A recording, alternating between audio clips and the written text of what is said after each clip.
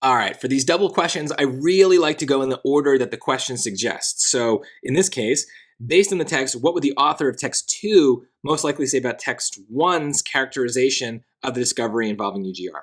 So I'm going to read text 2 first. I think since he's or she is the main character of this question, I really want to get in that frame of mind. Now, I might not understand everything about what they're saying, but still.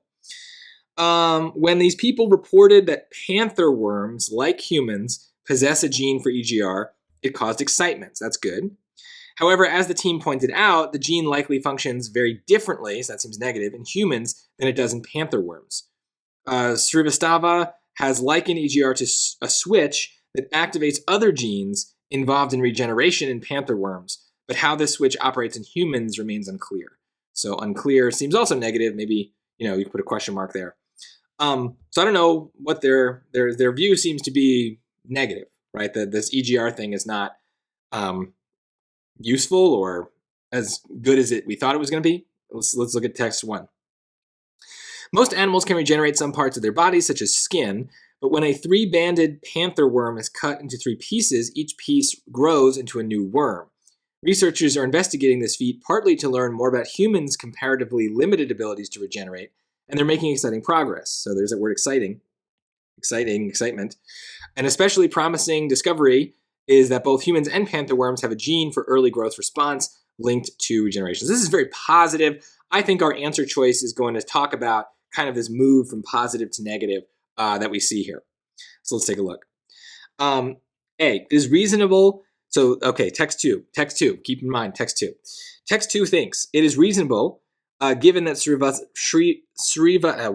and her team have identified how EGR functions in both humans and panther worms. No, they haven't identified it. They said here it's unclear. So no, that's just the opposite of what they said.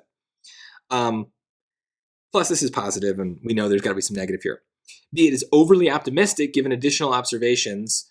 Yeah, okay, so overly optimistic, right? There's the idea of positive, but then overly optimistic suggests it's negative. So, okay, that might be it. C, it is unexpected given that these people's findings were generally met with enthusiasm.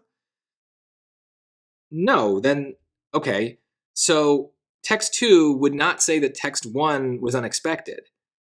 They're equally excited, but then they have that moment of like, actually, maybe this isn't as exciting as we thought.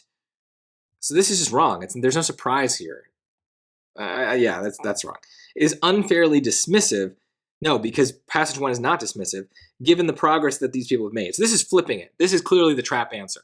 So this is saying that text 1 is negative and text 2 is positive.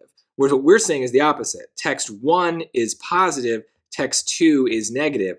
So B would be that, right? It, being text 1, is overly optimistic, right? So they're saying 1 is positive, and they're doing it in a way that suggests that they're wrong, and so there's that overall negativity. Kind of sneaky. B is definitely the answer. I have no doubt there. But it is a little tricky because passage 2 starts out with that positive idea, that excitement, but then they quickly say, however, and turn it into like, well, it doesn't seem to be functioning the same way. We don't really know what it does, so it definitely needs that negative. But notice how one of the wrong answers flips the meanings or flips the connotations of these two passages. That's going to be very common on these questions. So you have to be careful about which passage they're talking about in the question and the choices. It's very easy to just kind of read too quickly and get them confused. So just make sure you're on top of that, and you should be able to notice the differences and get these questions right.